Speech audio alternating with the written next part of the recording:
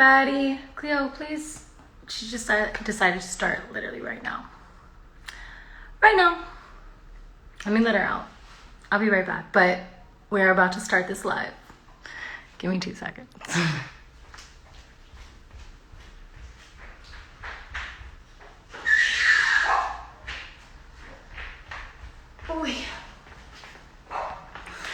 Okay, hi everybody.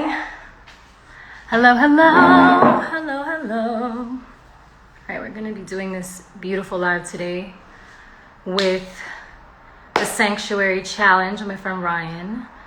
I'm going to, let me see the requests. I'm gonna put them on with us so that we can get it going. We can get it going. Sanctuary. Perfect. Here we go. Allow it. Send request. Hi, everybody. Welcome, welcome. Today we're talking about self-care. So we can get it going. You heard me? We I'll be can writing get songs, it man. going, yeah. You better sing. Okay. Hey, girl.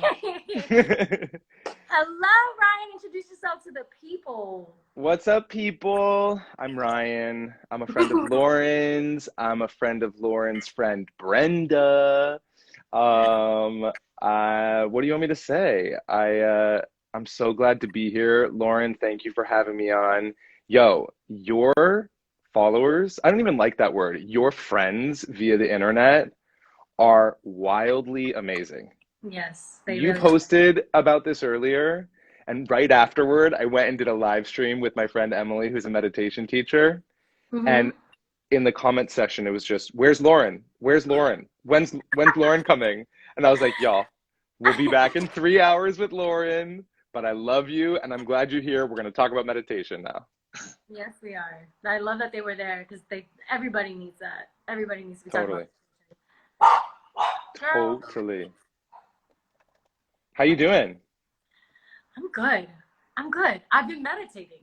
So I have I've consistently been meditating for 4 days now? Good for you. I can feel the shift. Like I can genuinely feel, I just feel like I'm slowly but surely getting into the observer seat. You know what I'm saying? Where that was always an issue for me. Like I've just had a really hard time meditating my whole life. Yeah. I can't sit the fuck still. My brain is like a mechanism. Like it just is constantly going. And so I always felt like a fake person while I was meditating because I was like, I'm acting like I'm meditating. I got this pretty ass music playing, but at the same time, my brain is telling me so many things right now. This can't be meditation. 100%. And that's what keeps most of us, myself included, from meditating. But as I just heard you say, you've done it for 4 days and you feel a shift already. Literally. Automatic. It's so powerful. Yeah. It's so powerful. And I imagine that everyone listening can really relate to the fact that their brains are going a million miles a minute. Especially today, this year has been so unbelievably unpredictable and daunting and stressful and anxiety ridden.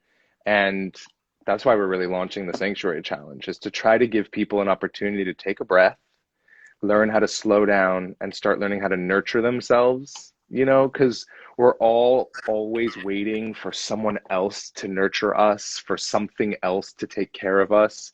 And meanwhile, what I've found in the 11 years as a life coach and a meditation teacher is we actually have the best resource to nurture, which is ourselves. It's just no one ever taught us how to do it, Literally. I mean, that's definitely the journey that I'm on and that I've been on this year, for sure, is learning how to self-soothe, like you taught me, the first time that we spoke, when I was in Jamaica, just about kind of detaching myself from all of the narratives that I've been given about who I am and what I'm supposed to do and what my responsibility is, and really reacquainting myself with the fact that I'm really here to fulfill my own purpose.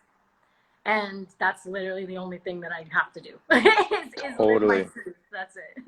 Totally. And you're somebody who's a natural caretaker And I remember our very first conversation and realizing the number of people, and I really resonated with it because I feel the same way. Like I grew myself up to be a person that I thought my responsibility was to take care of everybody else. And I didn't realize how much I wasn't taking care of me and how I was being blocked from my dreams and my destiny and my fulfillment because I was always focusing on everyone else before myself. And so building that new relationship with ourselves can be really, really hard. You know, it's like I keep saying that that's why this thing is called the Sanctuary Challenge, not the Sanctuary Easy. Because in the world in which we live today, to find that sense of sanctuary, which to me is just that safe place inside myself where I get to be exactly as I am. For me, as a queer man, as a creator, as somebody who feels deeply, as somebody who has lots of wounds and shames and fucked up messages in my head, and that I get to be exactly as I am and I'm deserving of love exactly as I am. And in the world in which we live, that's always messaging at us who we need to be and what we need to look like and what we need to say and what's improper and what's too much. And that too much one, you're too much, you're too much. Like, fuck How many that. times I've been told that in my life? Oh my You know what those God. people are saying? You know what they're really saying? I wish I could be Is, as much. I wish I could yeah. show up as much as you do. And when you being all of you in my presence, it's like I'm aware that I'm not being all of me and I don't want to be reminded of that, Amen. you know? Amen. Yeah. It's hard. It's hard, but it's good. It's good to get to the other side of all of that. I completely agree. I feel like this, like I said, this year has been that transition for me. And it's really a day by day thing. Like one thing I really love about the Sanctuary Challenge is that it, you get like a cute little thing to keep you accountable where it has like all of the different, I don't even want to say tasks, but just like things that you're doing for yourself, self-care moments, that you create for yourself throughout the day, and then you kind of tally it and see how far along you're going and what you're getting to, and then you kind of get to take inventory without judgment. You know what I'm saying? You get to like look at it and be like, wow, I'm kind of struggling in this area, like maybe I should put a little more effort into that. Or actually it's really hard for me to meditate. I need to figure out what practices, or maybe I limit it to maybe once a week I meditate, and like I start there until I feel more comfortable getting further into it.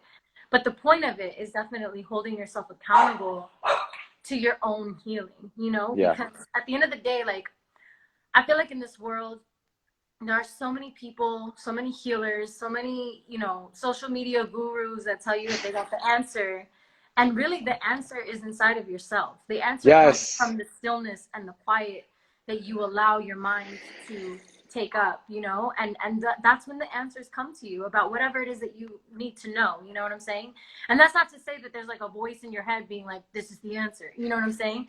It's more like when you start, like, again, when you start to observe, you start to live your life as an observer instead of an active participant, or you just take a few minutes out of your day to be like that. Naturally everything else in your life starts to fall into alignment with not affecting you as intensely as it has before. You know what I'm saying? Because you have this like clarity with which you're navigating your life that allows you to have discernment when things That's pop, right. you know That's right.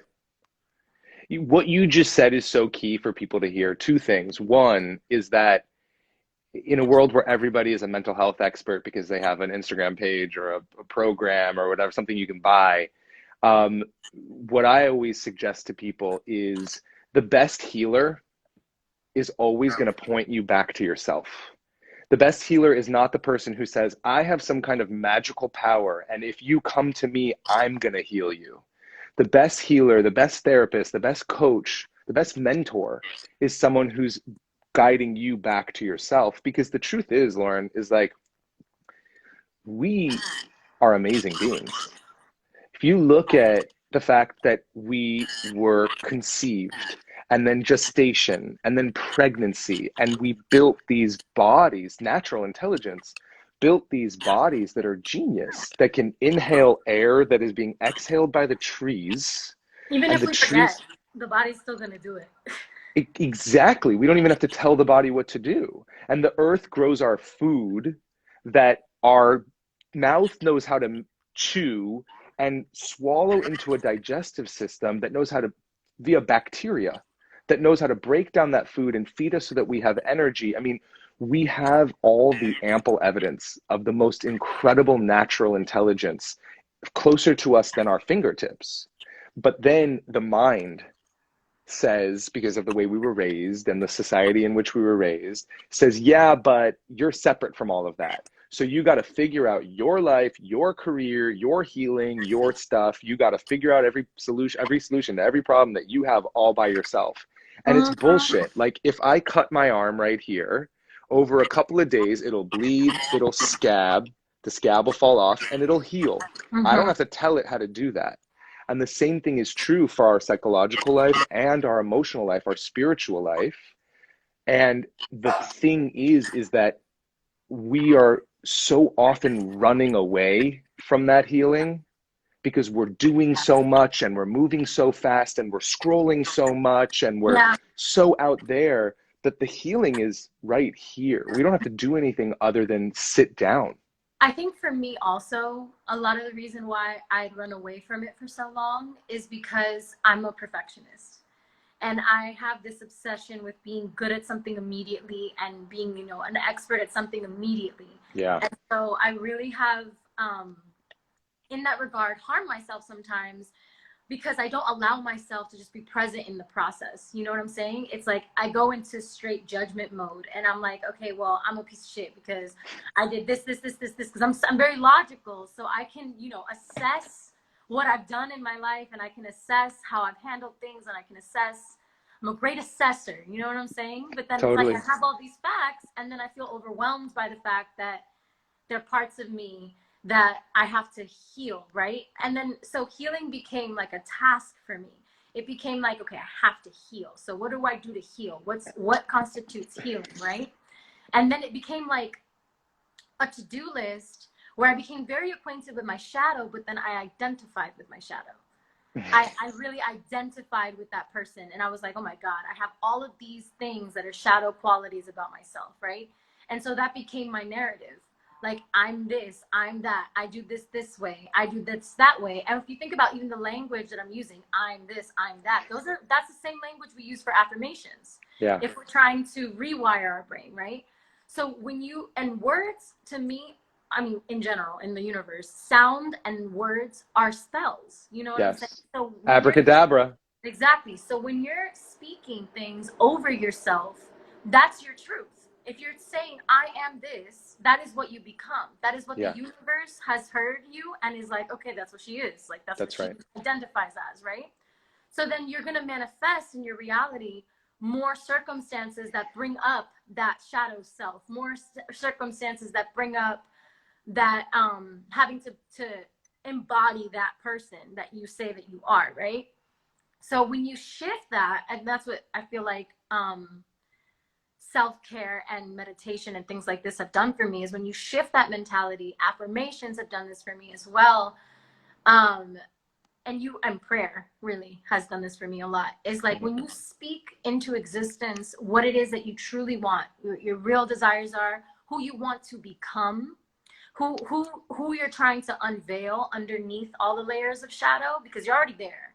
The person that you want to become is a person that already exists inside of you. And that's what a Yes. lot of us, again, in that destination, that perfectionism, we already want to be there. You know what I'm Right. saying? And so we think it's somewhere we're going, but really the whole time it's just about being introspective and sitting in your truth and your real essence, instead of bombarding yourself with all of the narratives that you've given yourself, that your family might have given you, that your friends might have friends, jealous bitches, might have given you, that, like, that society gives you. Because like we're talking about, society is constantly programming us to be something that is unworthy so that they can sell us something. That's From the moment literally. we're born, from the second we're born, we're like little baby sponges. And we Mm-hmm. just absorb the reality. We absorb the unhealed trauma from our parents and their parents and their parents and their parents. And we take it all on, and we become these young adults and then older adults, not realizing that the person that we're living as is not at all what we would have created ourselves to be. But we have a really hard time, right? Realizing that. And what you just said about how we are trying to run after what we want to become, when in reality, it's already right here. And so instead of running to, it's actually about slowing down and being with yourself, which is where you find your true self. It's truly right here. But if you're always going, you're running away from it, right? Mm-hmm. But it's so hard for people to do that, mainly because we've had no training in learning how to slow down. And Firstly, everything around us is telling us the opposite. that's right. You know? There's a Everything lot of around money us to is be telling made. us to look outside of ourselves for a solution. Go buy this, go do this, buy this purse, buy this shirt, because it's going to make you happy. And then Mm-hmm. you see these marketing ads, these which are spending tons of money, right? Talk about social media as well, right? Like the people who are creating all this infrastructure are hiring neurologists to know what's going to grab our attention at all times, right? And so we actually have to peel ourselves back from it to learn how to slow down. But here's the other issue. Not only are we trained to move fast and buy stuff and do more, but also when we do slow down, all the feelings that we never let ourselves feel from a really young age, whoosh. And so then we go, whoop, let me grab my phone, or whoop, let me grab a cigarette, or whoop, let me get something to eat, or whoop, let me go look at some porn, right? Period. Or let me go work out. Even that shit can become an addiction, right? Smoke Because weed. we don't want to, or smoke weed, That right? was my number for sure. That is, I'm still grappling with it, but definitely my numbing agent. Definitely. Yeah. And I When I appreciate, use it in an abusive way. Of course, right. I think marijuana is a beautiful herb that can be used for beautiful connection with so many different things. It's definitely what opened my mind up to being more present with my spiritual self. Like when I started smoking, that definitely was something for me that really worked for me in that Yeah. regard. It opened my mind up into whole new places. But Same. it became a crutch for me. It became a numbing agent for me throughout my use of it, to the point where it literally had to physically harm me in order for me to come to a realization that it wasn't something that I could be doing and abusing like that. You Yeah. know what I'm saying? Yeah. So it's definitely something that, I'm grappling with even to this day. I'm still working on it. Mama, say hi. Say That's hi. you. Say hi, say hi, say hi. Okay, get down. I know. They're like, it's time for dinner. The sun's going down. It's time for dinner. No, You can same. chill. Oh my god, my dog is so upset at me right now. Yo, I'm so with you. These things can either be used as a way to check in or check out, right? Mm-hmm. And food is beautiful, but it can be used as consciously. As you said, we can say a prayer. We can have some gratitude for the earth that grew our food and for all the hands that it took and the work that it took to get it to our plate, and gratitude for the work that we have that allowed us to pay for the food, so that and gratitude for the body that knows how to digest the food. Or food could be used as a numbing device. And all we're ever whether it's food, sex, weed, smoking, whatever, drinking, these are all what we call Drinking. The medicators. society drinks. We are This self society drinks. medicators. Yeah. And what we're medicating is we feel the pain that we never let ourselves feel, mainly because every single one of us, unless you had enlightened masters for parents, I've never met anybody who does, but our parents were stressed, or they had money issues, or they had issues in their relationship, or they themselves had unhealed trauma, or there was stuff going on culturally that didn't allow them to be self-expressed, and they were dealing with immense amount of stress. And then we were these young babies who felt a wide range of emotion, and when we were happy and goo goo and gaga and everything was cool, they were like, yay, come You're here. so cute. But the moment we cried out, if our parents were at like a 9 at stress level, and then we had a need and we were upset or afraid or whatever, and we cried What we were out, supposed to say with like negative. negative emotion, which is such fucking bullshit. It's all emotion and it's all beautiful. But And it's when all we were young temporary. babies, yeah, It's all temporary energy and in it's motion. indicating something. That's right. And so when we expressed that, quote, negative emotion as young children, if our parents were already stressed, it's all good. I'm I so love my sorry. dogs. She's Don't out. worry about it. This is part of it. If you had been here earlier, you would have heard my chickens. You got chickens? Yeah. Oh my God, I love chickens. Chickens, dogs, and bees, girl. We have a little farm over here. How cute. I love Yeah, it's that. sweet. It's sweet. So, anyways, we're young children. If our parents were experiencing stress, which all of them were, 100% hands down, I mean, if they you live were. in America, you're stressed out. That's right. That's right. And if you live on the planet, we're all human. We're experiencing stress all the time. That's part of being a human You're being, so right. You're 100%. right? Yeah, especially in this culture, especially in this culture. But so if you're a young little baby and you cry out because of with this quote negative emotion, and your parents are already at a 9 of their stress level, and then your cry adds to their stress, what are they going to do? They're going to look for a way to get you to be quiet. And so they say to you, shh, shh, shh, shh, or stop crying, or they yell. And at a really young age, we learn, ooh, my life depends on that person, on that primary parent or primary parents, primary caretaker. I cannot survive without them. I can't walk, I can't run, I can't feed myself. My life depends on them being okay. And I see that when I cry out with a need, that it makes them not okay. And so I learn, whoop, okay, I need to push this down. I need to push this down.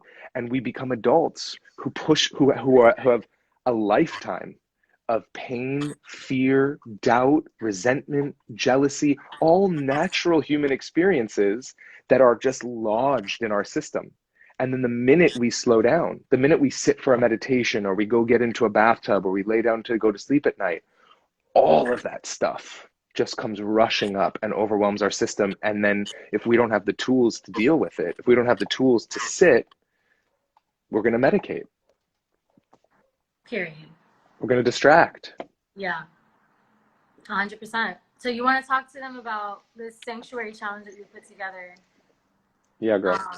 Yeah, just let the people know what's your brainchild looking like? This is our logo. Cute.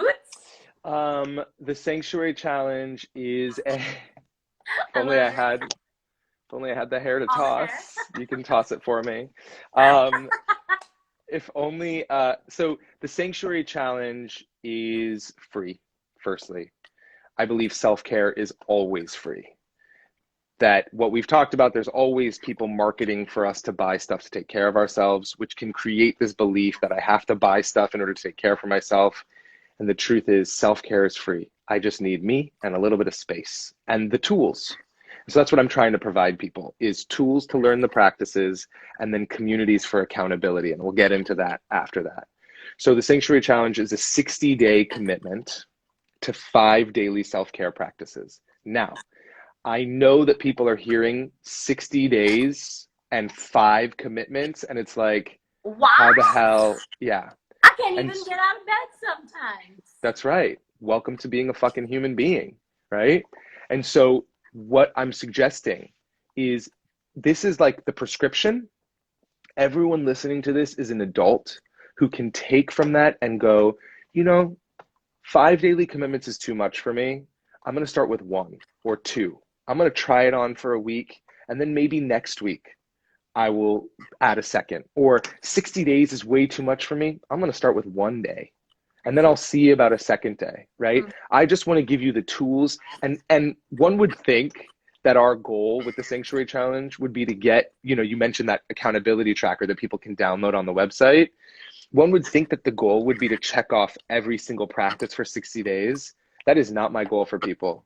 My goal is that 1 day in the 60 days, you check off every box. That to me is the big win. Yeah. And so the 5 daily practices are a guided morning meditation that we created for people, which is beautiful, downloadable on the website. So good. I've been doing it every morning. So good. How beautiful is that cello? It's so beautiful. And also like the mantra that you propose, like the I am here, that helps me so much. Like even if I'm not specifically listening to your meditation, like just hearing that in my mind, and every time that my mind begins to wander, just repeating to myself, I am here, I am here, I'm here, I'm in this moment right now, I am here, you know, like that. It really Yes. does bring me back to center, Yes. and really helps me kind of work through the mechanical mind that just, yo, that bitch doesn't shut up. That's right. That's right. Which is why we got to counterbalance her, Uh-huh. right? We actually, I think I mentioned to you, we're writing a song with, did I tell you about this? With Leanne Rhymes and my Oh friend yes. Connie, whose artist name is Milk. And the song, the chorus goes, what is here is always changing, but I am here, I am here, I am here still. I am still, I am still, I am still here. And Beautiful. that's the whole theme of this song that I want you and I to write a song too for this Oh thing. yeah, we gotta write a song for sure. Yeah, we got to do it. For So, sure. morning guided meditation, 30 minutes of exercise, whatever that means, putting on a Jauregui song and dancing around your house and just like getting funky, or going for a run or doing your yoga or whatever, 30 minutes of exercise. Healthy eating and water drinking, which to me just means eating more food that comes from the earth. The earth is intelligent. It puts that intelligence into our food, and then we can eat it. Less processed foods, more foods that come from the earth. Yes. Yes. Four is my, Plant-based energy. yeah, it's like we're given it. It's right here. It's just like being given to us. And then for whatever reason, human beings like process it and kill it. And it's like, just eat the food that comes from the earth and Yeah. you're going to Good feel enough good. at heart. They gave us seeds with crazy intelligence in them, and they make trees. Simple. It's so Simple. simple. Yeah. So the fourth is what I call goddess time. Whether you are male, female, it does not matter. Your gender does not matter. Goddess time is an opportunity at the end of our work day, or our mom day, or our dad day, or our looking for work day, our writing day, our sessions day, to recognize that all day long I've been accumulating stress. And what we typically do is we take the stress of the day, we bring it into the evening, we bring it into the bed, and then we take it into tomorrow. And then suddenly we're alive for several decades, and we have several decades of stress that's living inside of our body. And we wonder why we're so anxious all the time. Or It's because sick. no one, or sick. That's a big one. Or sick, because disease comes from dis-ease. Yes.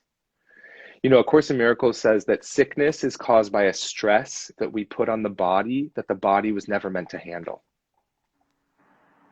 Facts. Whether that And comes from this lifetime or past. that's right. That's right. And that I believe that the biggest stress we put on our body comes from, ready for this, the belief that we are the body.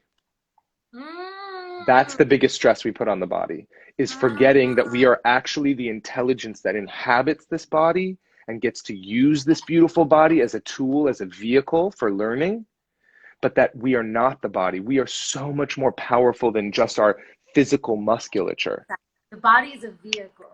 That's That's right. why it's like this world of illusion that we live in really convinces us that our body is everything, right? Yeah. So I've personally struggled majorly with body image issues, like my whole entire life. Like ever since I got called fat by a kid I liked in 5th grade, like that shit fucked me up for life. Like, Yeah. and it's like understanding to love my body is so much more than looking good in a fucking bikini. Like understanding that if I have a functioning, able body that is carrying out its natural processes and keeping me alive, like that is the blessing, and that is what my body's for. My body is a vehicle through which my soul travels. That's right. Being healthy doesn't necessarily mean it looks hot to a general public. You know what I'm That's saying? right. It'll be on Sports Illustrated, or it'll be on, you know what I mean? Like all these diet shits that we see everywhere. Or even better, there's so many people that have such intense body dysmorphia because all they're seeing all day long are edited, face-tuned, That's right. photoshopped pictures of people.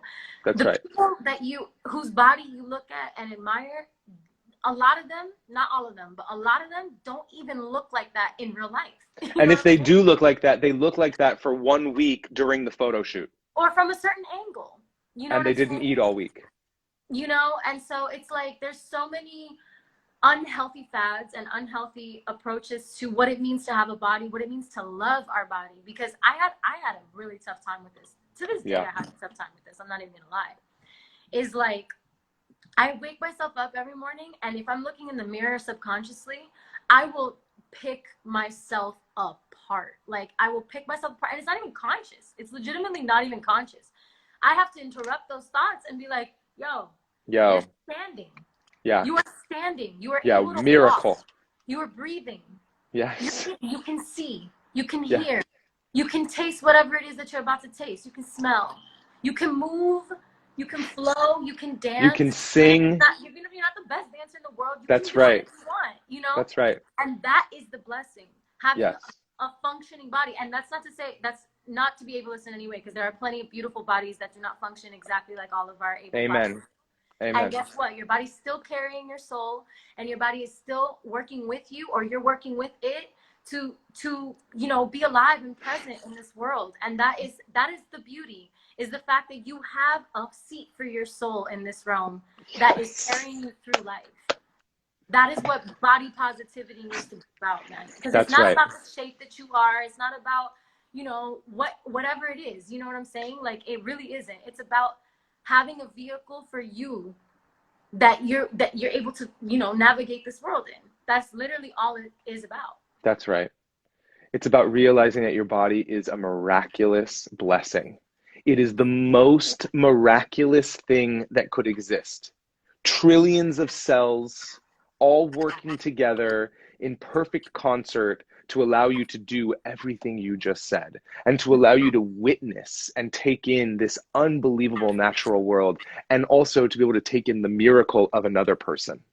It's Mm-hmm. such a gift, and it's so small but powerful. The Powerful way shit. that ego brain says, you're ugly, you're fat, you don't look like this, they're not going to love you. And again, that comes from our early childhood trauma, where we learned that we are not deserving of love and belonging exactly as we are. And we learned that we have to shape ourselves, literally shape ourselves into a certain kind of thing in order to be deserving of love, respect, intimacy, admiration, and success. And it's fucking bullshit.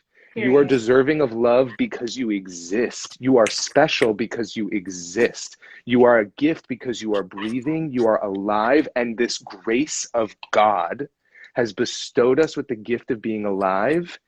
And that little voice in our head that just starts picking at us, thank God, Lauren, you have the grace, and that you've given yourself the practice to notice it when it's doing its thing, Mm-hmm. and to go, nuh-uh, Yeah, not I today. interrupt. I interrupt those thoughts now. You know what I'm saying? It's like it's so ingrained. I'm in the public eye. You know what I'm saying? There's people commenting on my body all day long. There's people commenting about how I look all day long. And I remember growing up, I would see tabloids with women's pictures slathered on them.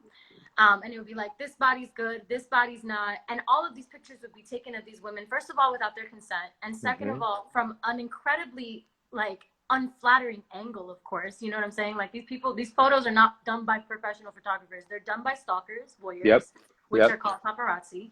Yep. And literally, for me as a little girl who wasn't in the public eye yet, I would see those pictures and I would be like, fuck, I can never look like that. Mm-hmm. I never want to be caught looking like that, right? Oof. Because that's what those things teach you. They teach you that a normal body having fun at the beach is disgusting. That Yep. someone rated it a 10% or a 2%. Or they said hot or not, and it was a not. You know what I'm saying? Is those comparative, especially for women or femme-bodied individuals, like it ingrains in you. That shit ingrains it in you from a Yep. tiny tot. You're already thinking like people are already commenting on your body when you're Yep. an adolescent. When you start going through puberty, you're still 13 years old, and you have older men commenting about your body. You know what I'm saying? Yeah. That shit really causes, or even women commenting about your body. Like I remember growing up on Facebook, they had, hottest bodies, and like they would put all the girls who had the best bodies, and they would, the best hair and the best this and the best that. All these, like, let me rate people's attractiveness according to European white supremacist standards. Thank You know you. what I'm saying? And it's just like, there's just no, and even a lot of Europeans don't even meet the fucking European standard. You know what I'm saying? It's idyllic and it's not even realistic. So it's just, all of those things aren't real. They're Yeah. things that are given to us that we buy into bullshit. Yeah. Yeah. Amen. And to the women, like, I can't even relate to the amount of body shaming. And as a gay male, there was a thing that happened in gay culture, especially when the Wow. AIDS epidemic hit. Real Well, shit. and I never understood this until I started kind of looking at it. When the AIDS epidemic hit, there was this belief, because no one was helping the gay community with trying to survive HIV/AIDS. And so there was this idea that if you could, because they were losing weight so fast, so there was this idea if you could build muscle, that you would kind of live a healthier life. Wow. And then I grew up in this gay world where every image of men, whether I was a young 13-year-old closeted homosexual that only found the opportunity to feel intimacy when I was looking at porn, and I was looking at these men who were objectified for their abs and their chest and their biceps and their legs and the big muscles, and it developed a belief within me that I have to look that way in order to be loved. And I already felt like I'm not allowed to be loved because I'm gay, right? And I'm ostracized and I'm different and no one's going to love and accept me. And it's such a travesty that we grow up in that culture, which is why it's even more important that you and I are having the conversation that we're having today, to say to every single one of you who are listening to this right now, you are fucking perfect. You are beautiful exactly as you are. Not losing 1 pound is going to make you more lovable. None of it. The person that needs you to look a certain way in order to love you is not your person. The person who's going to love you for who you are and recognize them. Yeah, that is the real shit. That's not your person. If anybody's telling you that you need to look a certain way or be a certain way in order for them to love you, that's not. Bye. That's not your person. Thank you. Bye. Because you know what they're saying? What they're saying is, I'm so insecure about myself that I need you to look a certain way because you represent a part of me, and I'm so insecure that if you don't look perfect, then I don't believe that I'm deserving of love and respect in my community. It's such manipulation, and it's so deeply. I think that happens with parents too. It's so important that we all wake up. Yeah, I think that also happens like with parents. Oh my God. Like who you're supposed to be onto you, you know? Like never letting you make your own decision about your own life because you're essentially an extension of their parenting. You know That's right. So it's so ego based. A lot of the ways that people project all of these things that we're talking about are projections. That's right. An illusion of a world that again tells you these things to sell you things, to continue to commodify your existence. That is the only reason that all of these standards exist. That's the only reason racism exists. That's the only reason. Say it again. Say it again.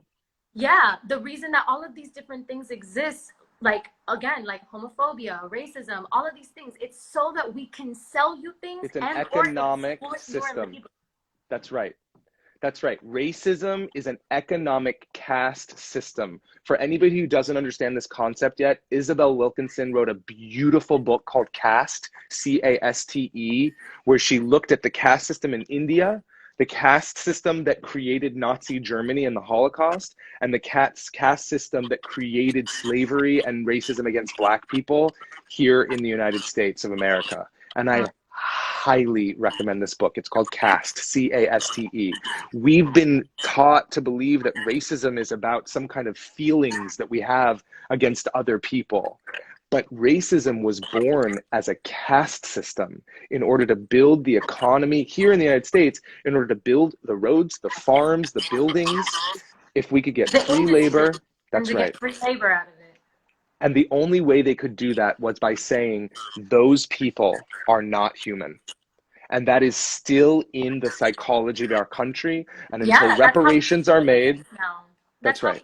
immigrants now. You know what I'm That's saying? right. It's like And it's still how we treat Black people in this country. 100%, 100%. Brown and Black people Brown and Black experience this people. on a daily basis because, again, it's a caste system that is supposed to make white people think that they're superior to something in order to maintain the fact that they deserve a better income, a higher income, or to justify their generational wealth that they don't share. You know what I'm Yep. saying? And Or also, that they deserve to reap the benefits of the service of the Black and brown people that are working behind the wall in the kitchen at the restaurant, where you see the majority of workers that are in the front of house are majority white. They're the ones who are making tips. The people who are serving, and I'm not saying it's an easy job, it's a thankless job and it's a hard job to serve. The majority of them are white. The majority of them are working 4 to 6 hour shifts, when meanwhile, the brown and Black people in the back of the house are working 12-hour shifts and making a quarter of what the people in the front of the house are making.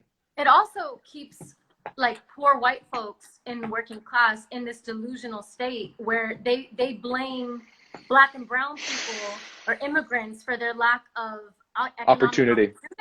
That's right. When in reality, capitalism and this trickle down economics nonsense is what keeps us in that state, because higher ups will fire workforce to make more money. Do you know or something, they'll Lauren? hire people who don't have papers, or they'll hire That's right. people because then they can exploit those people and not pay them sometimes, or pay them so below the minimum wage it's literally criminal. The man, I learned this recently from Marianne Williamson, who I know you know as well, that and I cannot remember the gentleman's name who proposed the theory of trickle-down economics. When he proposed that theory, he said, and if we do this thing where we deregulate these companies so that they can do what they want, if we do this trickle-down economics, then of course we're going to have to apply and give a universal basic income to every single person in the United States of America. And when it went through Congress, guess what part they took out? The universal income. That's right. Because if we don't have inequality, they don't keep making money. That's right. That's right. The very few at the top. So this is why this conversation, people may be like, well, how are these two conversations related? The way that the power and they're perfectly intersected, because the ways that the powers that be continue to thrive is by putting their boots on the necks of people who have been so traumatized for generations. And the way that the traumatized generations, Black and brown generations, communities, indigenous communities, LGBT communities are going to rise up is by healing their intergenerational trauma and remembering who they are, remembering that they are a gift, remembering that no person is better than them or more special than them, so that they can take care of themselves and that they can walk into the door, and every room they walk into, instead of believing, should I be here? I don't know if I should be here. Do I belong here? They walk into every room once they're healed saying, I am here and God sent me here and I am here for a reason. And now that I'm here, I'm opening this door to everyone else behind me who wasn't allowed in this room beforehand. And so our mental health and developing our mental health as an individual is directly related to the economic, to our freedom. That's it. It's directly, and I've been saying this, y'all who follow me and know me, you know that the thing that I always repeat to you is learn to love yourself. Amen. Figure out that relationship with yourself, because that is, I'm just such a firm believer that is the key to unlocking this next reality that I know we're going into, where it's a reality of self-actualization and community, where we care about each other, where we do not dispose of each other, where we do not dismiss each other and our mental health struggles that we have in a society that is so fucking far gone on the like we literally live to serve the higher ups. Like every single decision that's made that you think is of free will, it is not. Everything is orchestrated so that you make the 1% more money. That's it. And they have it's inexhaustible because it's never enough. You know, we have Jeff Bezos now, who's a trillionaire. You know what I'm saying? Who the fuck needs to be a trillionaire? Who the fuck needs to be a trillionaire? Nobody needs to be a trillionaire. That's right. You know, people like to talk about, oh, he worked really hard. Great. You still don't need that money. You still don't need Especially it. if you're not going to pay your workers COVID risk pay and healthcare and all the things, like, and no federal taxes. Okay, so Listen, like, it's just, if you guys don't see the scam, it's a scam. yeah, It's just a that's right. scam. And the point of the scam, like the thing that drives the scam or keeps the scam alive, is us hating ourselves and believing that we are unworthy. That is what perpetuates the scam. It's like this that we got blinders on. You know what Yeah. I'm saying? It's like we're out here thinking that it's us that's the issue. It's us that doesn't work hard enough. It's us that needs to work harder to get to Shame, certain points. shame. Shame, It's shame, shame. shame, and they ingrained it into our parents so hard, and you know, generations before that didn't have access to the internet even. You know what I'm saying? I feel like the internet has really sparked a wave of connection that was never possible. You know That's what I'm right. saying? And you know, most people, humans, got their information in mass from these elites that ran things, right? That's right. Especially since the Industrial Revolution began. And so you have these very few people up top literally creating narratives to cause panic or to mimic or to mock safety. You know what I'm saying? Or like convince you that doing this will make you safer or doing this will endanger you, so that they can empower the state and they can make their pockets grow. That's right. That's all that they care about. They do not care about human life. Actually, that's why they in the same breath that they say that they're pro-life, they also are pro-death penalty. That's You know right. what I'm saying? Is because the more heads that they have, the more dollar signs they see. That's right. That's why they're anti-abortion. You know Yeah, what right. I'm saying? Pro-life, but pro-private industrialized prisons. Or Taking life pro-war. for free labor, Or pro-war. pro-war. That's right. They That's right. have no problem with us bombing X amount of Arab countries. That's right. You know what I'm saying? They have no problem with they hate refugees, you know, and And detest. all because the biggest money maker for private industry in this country is military, right? So we spend approximately $800 billion annually Of our tax dollars, of of our money. right. Let's remember that. Who's paying for that shit? We are. So they spend about $800 billion annually on the military, when I think it was, what's his name? I can't remember. This Harvard economist said $100 billion. Is it Richard? Oh, no, I love him. I love him. Robert. Robert. Somebody else, Jeffrey Sachs, maybe? I can't remember. Said he Some did Harvard this. dude. He said that $100 billion spent over 10 years could eradicate poverty from the face of the planet. $100 billion spent over 10 years methodically could eradicate poverty from the planet. We spend 8 times that much to fight wars that we don't need to be in. Proxy wars for oil. Yeah. So the way that we end this shenanigan is by becoming a connected constituency of people who wake up to recognize again our own power, to recognize that we matter, to recognize that they have no power unless we give it to them, and then connect with each other. And the thing is, in this day and age where there's so much divisiveness, is we have to slow down to recognize we are so much more the same than we are different, right? And it's when we slow down enough to learn to listen to each other, to have compassion for each other, as you said before, to stop denying each other and start accepting each other and start becoming the people for others that we need for ourselves, then we have the opportunity to create a world that we really want to live in. Right. And that starts with you and me learning to slow down. And showing up for ourselves. And nurturing ourselves. Yeah, That's because right. it's just a fact that if you don't love yourself, if you don't take the time to take care of yourself, if you don't have any concept of who you are and what you need, then how the hell are you going to meet anybody else's needs? That's right. It's just you're projecting your ego. That's right. by Well, trying and to control someone else and you want trying to to hear, be there for someone else and do all this beautiful stuff for someone else. If you're not showing up for yourself, you're literally projecting your ego. I used to do that so much, yeah, where I thought I was being somebody's savior, and I invested so much of myself into saving somebody, quote unquote, when really all I was doing was telling them they had to be a certain way in order for me to love them. And that's not real love. yeah. You And know I hear what a lot that, of people doing that. You know what I'm yeah, saying? yeah. And where I'm aware that that came from within me and where it comes from within most people is, as I was talking about earlier about that early childhood stuff, Mm-hmm.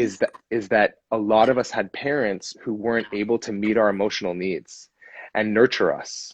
And when we were really, really, really young, if we noticed that mom wasn't doing so good, again, because of whatever was going on in her world or their world, if we notice, for example, that mom's not doing so good, remember, my livelihood, my survivability as a young baby is completely reliant on my primary parents. So I cannot survive without them. They're my lifeline. Literally, without them, I die. And if they're not doing well, I might die. And so we realize it's my job to take care of them. I have to take care of them in order to survive. And therefore, I start doing all the, like, as I mentioned before, the goo goo and the gaga, and like trying to make sure that they're okay. And what I learned from a very young age is that it's my job to make other people be okay so that then I can be okay.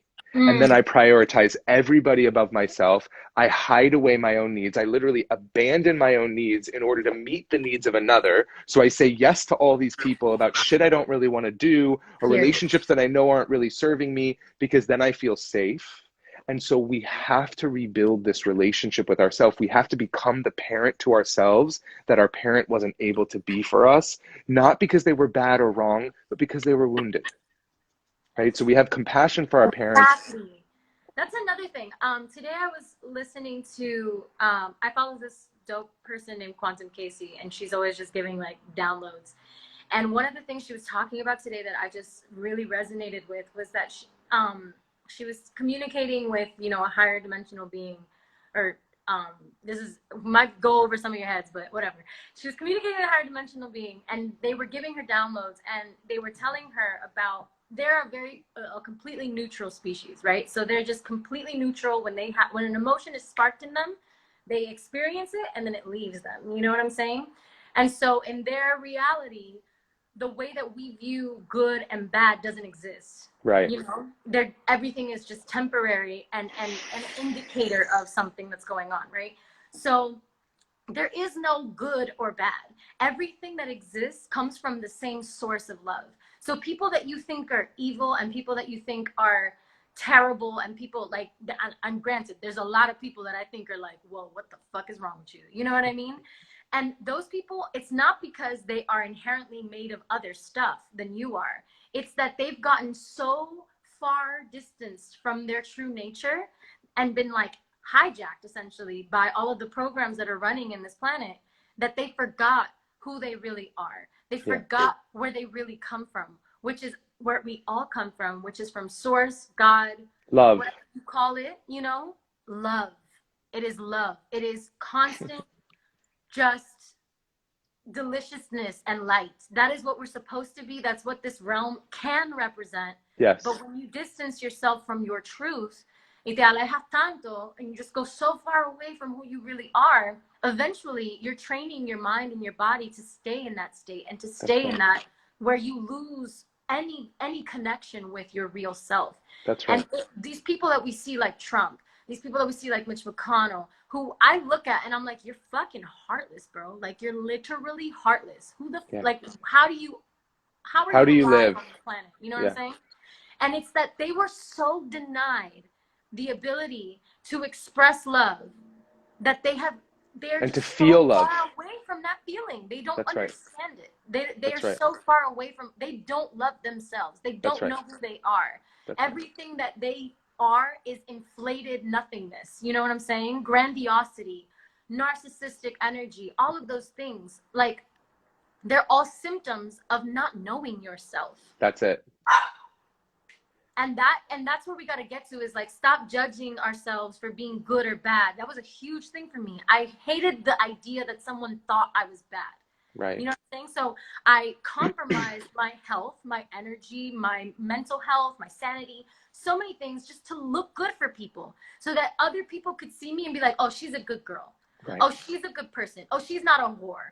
Oh, she's not a slut. Oh, she's not, you know, a mean. Oh, she's not, you know, selfish, or she's not whatever it is that I didn't want to be associated with, because I thought they were bad things, you know? Yeah.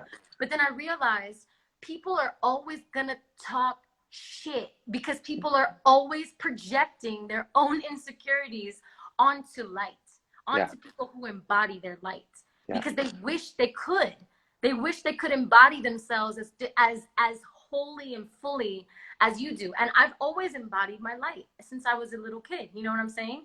It wasn't until people started telling me you're this and you're that and you're this and you're that, that I really lost myself. Yeah. I lost myself completely, because I was like, shit, they must fucking be right.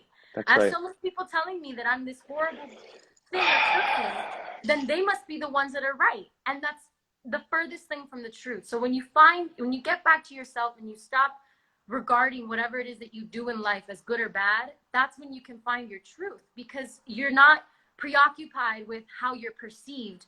You are very in touch with your true essence, and you know who you are. You know what your intentions are, and you know what your intentions were. And granted, again, we've all been programmed since birth to be shitty to ourselves and to each other. That's what keeps these people making money. So yes, every single person on the planet that we're living on has made a mistake. Yes, every single person on the planet we're on has at one point been racist, or been this, or been that, or whatever, because it's what we were taught. It's not what we are, it's what we were taught. And so when we don't give people the space to evolve past these negative qualities, that's when we run into trouble. Because if someone doesn't feel like they can evolve past who they were, they're going to stay who they were. They're going to stay in that energy. They're going to stay around people who validate their shittiness. You know what I'm saying? And they're never going to, they don't feel embraced by light. They don't feel embraced by the concept of they can be better, and they can grow past who they were. You know what I'm saying? I think all of us love, in like these superhero movies or whatever, when the villain has a moment of clarity and it's like, oh my God, I've been a bad person. They wake up. They wake up. They come back to themselves. They come back to their essence, their actual essence of being, which is a being of light. We are here having a human experience, and we are not of this material world. We live in a material world to teach our souls some lessons. But we're not from here. But we're not from here. Yeah. You got to get real well acquainted with that. That's why all these religions exist, and that's why all of these thought schools exist and philosophies exist, because we have understood since the beginning of our existence that we are not of this realm. That's right. We are here to serve something bigger than ourselves. And in that, to me, is collective consciousness, collective raising of our vibration. That's the most important. That's your only mission, is for you to raise your own vibration. And you raising your own vibration, your energy is at a frequency that can no longer be deterred or affected by a lower vibration. That's right. So therefore, other lower vibrational frequencies either have to rise to meet you in order to interact, or they fall away from your life and you don't have to interact with them anymore. That's right. And that is the ripple effect that is going to get us to a higher state of consciousness that will make this world a healthier, less insufferable place for everyone. More loving place. That's right. Oh, I could listen to you. I could listen to you all day. You are so tapped in. You're fully channeling. You are so speaking truth to power. And thank God that you are using your platform in this way, because we need you. And there's no more important conversation that we could be having right now about, you know, one thing I just heard you say was, when you know yourself, you no longer need other people to tell you who you are. Period. When and you know yourself. Random motherfuckers telling you some crazy because shit. what you realize is their opinions are coming from their perspective, which is informed by their trauma, the way they were raised. And it's literally that thing when we were kids, I'm rubber, you're glue. Whatever you Oh say my bounces off of God. me and sticks back to you. That's Mm, the truth. I wish we could remember that as adults. But if we're not sitting in the seat of our soul, we're always looking for somebody else to tell us who we are. So we mm. have to slow down and we have to check in and we have to nurture ourselves. We have to take care of ourselves so that we can know who we are. And when we know who we are, we can live who we are. And that's the miracle of being alive, you know? Being alive, man. That's That's why right. I love to bring it back to the core of this conversation, the sanctuary challenge that Ryan's created. I'm participating in it. I kind of like have done like a trial week, and this week I've really been, I committed to myself. I said, okay, Lauren, I'm in this chaotic energy that comes in and out all the time. You know what I mean? Some days I'm really good, and some days I'm really fucked up. Like there's just no in between for me, right? And so my intention was really to cultivate more balance in my life, right? And then Ryan randomly hit me up and was like, hey, I'm doing this, sanctuary challenge and it's about this. And I was like, whoa, timing, let's go. You know what I'm saying? So essentially it's accessible. It is free. You don't have to do any extra shit. You don't have to buy any extra shit. You don't have to go out of your way to spend your life savings to reach enlightenment. You know what I'm saying? It's all about going in to yourself and being conscious of the choices that you're making throughout your day, right? So putting aside 20 minutes to do a meditation. You think 20 minutes is a lot of time, right? But then you're on your motherfucking phone scrolling through Instagram for like Hey, 6 hours of your day. that's right. Check, go ahead and check your readings. Check the little stats that they give you That's about right. how long you've been on your phone. That's Okay? right. You can pull up a meditation that's on your phone. Yep. And literally set aside 20 minutes, and that's you time. That's time for you to connect to your essence, to your higher self, and to connect to God and your masters, your angels that are around you, because you have a whole spirit team. A lot of people don't tell you this shit, but you have an entire spiritual team working for you and only you, protecting you. But you have to ask them for they need your Preach permission it. They to will come to not your house. violate your free will. The They will not universe will violate your not free will. violate your free will. The universe doesn't need from us our intelligence, our talent, doesn't need all it needs from us is our willingness. All we Our have to do is permission. say, I am willing, I am willing, I am willing to have you join me. One of my favorite prayers when I'm stuck, when I'm spinning, when I'm anxious, I say, Dear God, I invite you into my mind to see this situation through my eyes and to heal my thinking from fear to love. Ooh, Because if I'm having a problem and I want somebody to do something or I want something to change out there, I recognize that the miracle is in having my thinking change about the situation, right? yes. And so what you're talking about is like giving yourself the time to, the 5 commitments, I don't know if I said them, are morning meditation, exercise, healthy eating, goddess time, which is at the end of your workday, getting in a bathtub if you have a bath. I don't have a bath, so I just put my feet up a wall for 20 minutes. I disconnect from my technology, and then trying to get 8 hours of sleep. And That's so that's the kicker. I've been that's telling hard. you, like when I do my check-ins with the community, I've been doing like check-ins here and there, and one of the things that I've really struggled with is actually getting 8 hours of sleep. You know what I'm Yeah. saying? Is like, my mind will be going, but I'm getting better at it every day that I try. And for me, what's helped me a lot is putting together like a little night routine, Good. something that I do. Like, like instead of watching TV until I pass out on my couch and then, crawling to bed, like which is a lot of stimulation, you know what I mean? Yeah. I turn off the TV, and I go into my bed and I read until I Yeah. drowsily fall into sleep. You know what I'm Yeah. saying? That for me helps me a lot. That's huge. Yeah. That's And I huge. luckily have a bathtub, so I've been taking baths. Good girl. And That's it's what's just up. fun. It's so nice to take a bath or to take a Yep. shower and allow that water to just like cleanse you and That's right. really, really ask again your spirit team to just cleanse you of the stress of the day, cleanse you of the energy of the day, so that you can set your intention for the next day. You know what I'm saying? Also, what's helped me a lot is making like a list before I go to sleep of like things that I would like to accomplish the next day. Like Mm. I put all of the things that I wish I could accomplish, but I tell myself, if you accomplish one of these things, you did You're something. winning. That's right. You know what I'm saying? Even if it was just like my first thing every time is wake up with gratitude, right? So even Mm. if that's the You only know thing you're that gonna I get did that that done. day, exactly. If that's You the only thing achieved. I did today, I still did something for my bienestar, for my That's good, my highest good. huge. See, and you mentioned something just before about the accountability crew piece, which I'd love to share because I think really often we put a lot of pressure on ourselves to be accountable, but we're missing out this big piece, which is that's why we have each other. That's why we have community. We can actually create communities that support us, where we can support other people to be held accountable to the commitments that we're making. So one of the things, if y'all are interested, when you go to the website, it's just thesanctuarychallenge.com. When you go to the website, and you can read about the thing, and at the bottom you can click take the challenge, and you'll create a like a little login. And then once you're in the back end of the website, you'll find the habit tracker and the morning meditation and a PDF explaining everything. A bunch of stuff's in there. And then you can click at the top, you'll see a little menu, and one of the things says invite my crew. And you can right there put in your name and friend's email address. And we're inviting you to do the challenge with your friends, your loved ones, your coworkers, your siblings, whatever. You can put in their email address and click send invite, and it'll send them an email with the invitation to join the challenge. And you can do that as many times as you want to all your people to invite them to join. And what I'm hoping you all will do is gather your little crew, start a text message thread or a WhatsApp thread, and every morning after you finish your morning meditation, when you go to your phone, write in there, hey everyone, hey my loves, what's up accountability crew? Today I am committed to.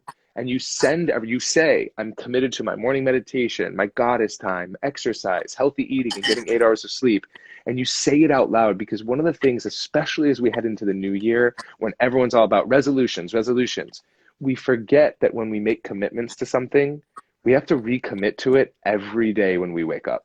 That's the only way we'll stay committed, is if we go, today's a new day and I have to commit again today. So that's a little bit about it. I'm going to put the little URL in here just if people need to see it. You can pin it, I think. I can pin it. Okay, great. Send it through. And also, I'm feeling called to talk one more time about your spirit teams. Like it keeps coming up for me that I need to share like a little more detail about that. So essentially you are a being of light, right? So you are 100% a light being. You know, whatever other story you told yourself is a damn lie. You're a fucking light being. And in being a light being, you have a connection to a lot of different realms of power, right? So you have ultimate power is of course God, source, love, energy, the thing that creator, the thing that made us, right? The intelligence that came up with the cosmos we live in. And then you have angels and light beings that also work in communion with that. And then there are other beings all over the place. And you guys can get more into this on your own. And ancestors and spirit animals. Exactly. Your ancestors are the closest to you. They're your immediate, guides. People in your lineage. And by the way, you have what, good and bad ancestors, quote unquote. You have ancestors that are unhealed, that you are having to heal in this lifetime. I know I have a lot of them because of my white skin. And then you also have, ancestors that are guiding you and that are, here for your, they're in a higher realm, you know what I'm saying? So they're going to help you out. But both of those ancestors, both of those sides of ancestors are important to your development and your healing, your lineage in this lifetime. So you have your ancestors and you have spirit guides as well. Again, these are your teams. And mind you might have one here, one there, this one over here. You might not hear them directly. You have to get very in touch with yourself and your intuition and your guidance in order to really hear their messages. And their messages don't come as like me talking to you through this situation. They come as feelings. And these feelings that come up for you, anything that causes you to feel anxiety or fear is not your intuition, is not God. Anything that feels in your body, it feels like, this feels right. This feels like good. I feel warm when I think about this. I feel warm when I think about this outcome of something. That is your intuition guiding you towards that space. That is your team guiding you towards that space. And again, these beings cannot help you. Your ancestors cannot help you or be there for you unless you're willing. You ask for their help. Every day when you wake up, if there's nothing else you do, you say God and spirit, team, ancestors, you call out to them, however many you want, however many you connect with, right? You call them in and you say, thank you. I need your help today. I ask for you to guide my words, guide my thoughts, guide my actions so that I am operating at my highest self for the betterment of the civilization around me. You That's know what right. I'm saying? And when you align yourself every morning with that energy, watch how your day unfolds. My morning prayer every morning, Lauren, is, Dear Universe, where would you have me go? What would you have me do? What would you have me say? And to whom? And Use to my hands and use my feet, use my heart and use my voice, that I may be a vessel for more love in this world today. Thank you. And I always finish it with thank you because it's like an affirmation. It's not me asking for something that might happen. It's like as soon as I say thank you, it's like the universe, life, God, spirit is right here, looking at me saying, yes, my child. Thank you for letting me in. Because the truth is that we think, well, I'll say it this way. We are not the water. We are the, what's the term? We're not the water, we're the faucet. Our bodies are a faucet through which the water flows. And our responsibility, why we take care of ourselves, it's like, Roto-Rooter? You know that Roto-Rooter? I know. What's that? It was a company that you could hire to come to your home and clear out your pipes. Okay. So we have to Roto-Rooter our pipes, right? We are a faucet and we get clumped. We have trauma, we have pain, we have stuckness, and it impacts the way that the flow of water of life is able or not able to move through us. And so every time we slow down, every time we pray, every time we meditate, every time we take that bath, it's like we're degunking the faucet so more of that water can flow through us. And guess who we really are? We actually, in a soul way, we are that water. And so more of our true self moves through this embodied self. And then we know who we are. And then we start experiencing more miracles. And then we bring people to us who also know who they are. And then we get to co-create together, much like you and I are doing on this live. Yeah. You can manifest. We're literal little magicians, y'all. They really got us fucked up with what they think we are. They really do. I'm telling you right now, like, again, like he's just saying, like, we are the faucet through which the water runs, but we are of the water. Yes. We are of the water. We are made up of 4 elements. Our bodies are literally organic matter that are made up of these 4 elements that can all trace their source back to source. Stardust. Stardust. Literal stardust. The thing is that we're so magical, it's mind-boggling. And I think that that's why so many people run away from this truth, is because it's so opposite of what we've been told. We've been told we're nothing. We've been told we're worthless. We've been told if we don't look a certain way, we don't matter. If we act a certain way, we don't matter. If we, you know what I'm saying? Like, well, that's that. So many things that separate us from our water essence and make us the faucet. So we become a clunk of metal instead of flowing. You know what I'm saying? That's not who we are. That's not who we are. That's that Marianne Williamson quote from Return to Love that says, "It is not our darkness that we most fear; it's our light." Right? We're not afraid of the darkness. We know the darkness. We're used to the darkness. We're afraid, or the ego is afraid of the light. The ego is afraid of us knowing who we really are, because when we know who we really are and we know who walks with us and we know the power of our thought and of our manifestation and of our love, then the ego has less and less and less power to control our littleness. And so the ego is afraid of light. We're so scared of our own power. That was something that held me back so much for such a long time. I was so scared of my full potential because I was scared that my full potential wouldn't be enough. So I would make myself smaller so that I could justify it to myself. You know what I'm saying? Right. I could be like, well, that didn't work out because I wasn't really showing up 100%. You know what I'm saying? Right. Like, I have more that I could give, but I didn't. So that's why. You know what I'm saying? It wasn't my fault that it happened. And I think that really was the shift in my mind when I stopped making that excuse for myself and stopped being like, and stop holding myself back. I realized that I was the gatekeeper of my potentiality.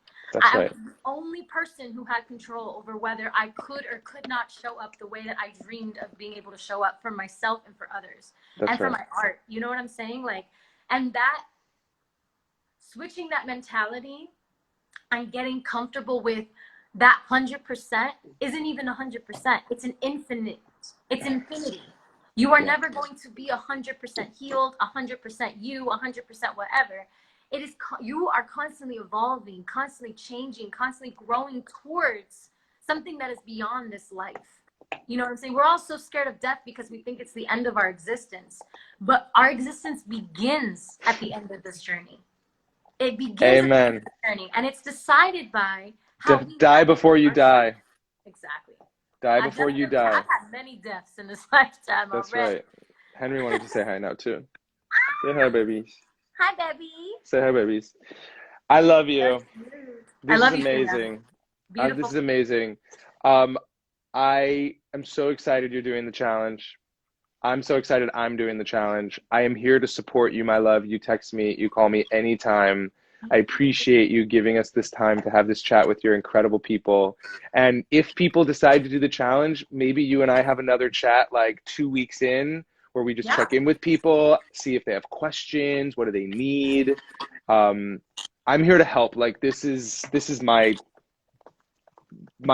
my Your soul path, your purpose. my It's your thing. purpose. Yeah. It's your Yeah. purpose, honey. I just want to Yeah. see You helped millions me of so folks much. around the world slow down. You helped wake me up so much when we had our first discussion. To myself, again, to the unconscious, subconscious programming that I was just allowing to just control me and control Yeah. my life. You know what I'm saying? Like Yeah. this disastrous, like self hatred that I had. You know what I'm saying? Where it was like anytime I made a mistake or did something that wasn't perfect, that wasn't all the way exactly what everybody expected of me, I would just destroy myself mentally, you know, and that just caused me so much unnecessary harm. You know, making space for yourself and understanding that that 100% you're trying to get to is constantly evolving. Yeah. And you're constantly evolving, and it takes baby steps. It takes Yeah. it takes falling back a couple times and then having to jump back on. It takes having to go through those things to really discover who you truly are and That's get right. back to your essence and get back to your truth. And again, getting back to that essence and getting back to that truth is what's going to elevate us as a collective. Amen, Bobo. All right. That's a beautiful note to end on. Thank you so much, Ryan. I love talking to you, and I love talking people. to you too. I know we could do this on the phone or on a live. This is great. Absolutely. I have so much love and care for you in my heart. I love witnessing the being that you are. You're such a gift. Thank you for giving me time to chat with your people about this. It means a lot. And go take a bath. Right, bitch? I'm ready for my bath. I'm gonna do some yoga and then I'm gonna do a bath. And I'm gonna feed my dog because she's like, hello. Hello. I need love. I need love. I need love. Give me love. I need love, please. Literally, both these dogs are both my dogs have been at my feet all night. For those of you who joined in, first of all, thank you. I love you. Ryan, you can go if you want. I love you. I'm gonna talk to them. Mwah. Bye, honey. Bye, love. All right. Oh, what a beautiful conversation. What a beautiful human. Oh my God, I love him. All right. So for those of you babies that are still with me, first of all, thank you for your open-minded energy, for being here with me, for receiving what we're talking about, because I know it's a lot. That probably was a little overwhelming. But I just want to say thank you for showing up to this, for showing up for yourself. And for the Sanctuary Challenge link, I'm going to be posting it in my caption when I post this live. I am going to be saving this live. So if you want to send it to people, anybody that needs, I don't know, some light right now, if you're feeling like they're in a really dark place or they don't, you know, anybody, I feel like a lot of us are in a really dark place right now with everything going on. And it's kind of like this hopelessness energy that we're all navigating right now, of like understanding that our government doesn't give a fuck about us and understanding that we're going to have to figure it out for ourselves. So if there's anyone that you know that would really benefit from hearing this conversation, I really encourage you to send them this video. and tell them about the Sanctuary Challenge. I am going to be doing it. I've already started it, but it officially starts in January. And I'm going to put the link. So the link is super easy. It's just thesanctuarychallenge.com. So that's it. So I'm going to put it in the description as well as link it in my story. So you can, if you're that lazy that you can't just copy paste, or you can't just like read that and put it into your web browser, I'm gonna give you a swipe up because I got that ability. Okay. I hope that this sparked some of y'all to really understand your power. I'm understanding my power. It's a gradual process, and I thank you for making the space to grow with me, for accepting me through all of my phases and still being here with me.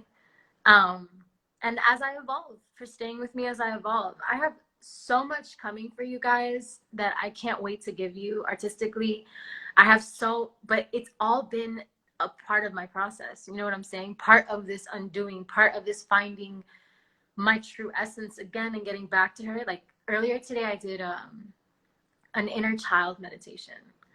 And bitch, I cried the entire 20 minutes that I was meditating. The entire fucking 20 minutes that I was meditating. I was crying, like envision, because this woman was guiding me through this visualization of like walking down a beach and seeing this little girl, you know, building a sandcastle in the distance. And the second I saw her in my mind, my heart just was overwhelmed with emotion because I thought of all the times that I've abandoned her. And I know that I would never abandon a child in this life. You know what I'm saying? If I saw a child who needed me, I would be there and I would be present and I would love that child so much.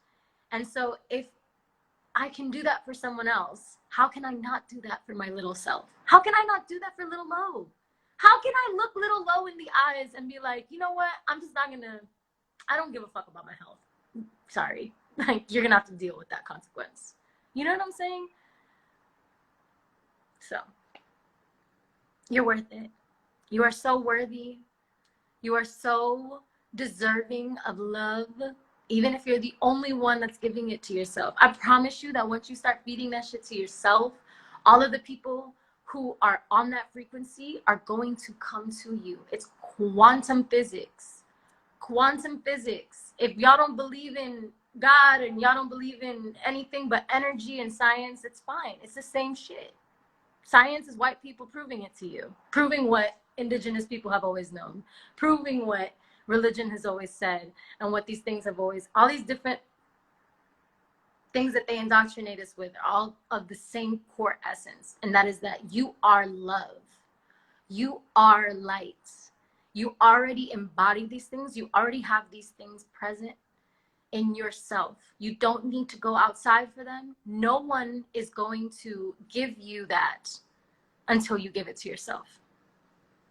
And I promise you, again, on a quantum physics level, once your vibration is raised and once you're out, you know, vibrating at your highest level, and by the way, the vibration raises when you take care of yourself, when you talk to yourself nicely, when you put things of the earth into your body to nourish yourself.